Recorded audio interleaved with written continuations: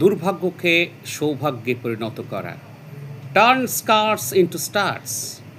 যারা জীবনের নেতিবাচক অবস্থাকে ইতিবাচক করেছেন, প্রতিকূল অবস্থাকে অনুকূল অবস্থায় রূপান্তরিত করেছেন, পথের অবরোধকে উন্নতির সোপানে পরিবর্তিত করেছেন, তাদের জীবন কাহিনী পাঠ করা খুবই প্রয়োজন।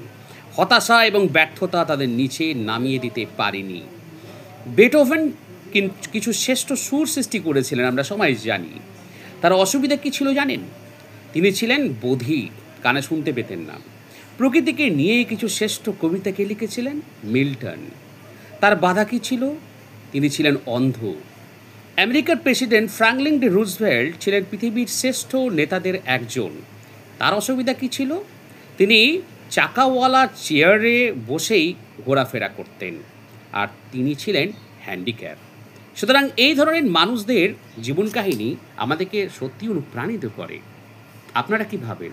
এই ধরনের যদি অনুপ্রেরণামূলক গল্প বা তাদের জীবন কাহিনী শুনতে চান, তাহলে অবশ্যই আমার পাশে থাকুন, সাবস্ক্রাইব করুন, আর সকালবেলা থেকে সন্ধেবেলা সমস্তভাবেই নিজেদেরকে উজ্জীবিত করুন এবং ইতিবাচক মনোভাব গড়ে তোলার চেষ্টা করুন। আশা করি আপনাদের এই চেষ্টা আপনাদেরকে অনেক সুখী, খুশি এবং স্যাটিসফাই রাখবে। Thank you.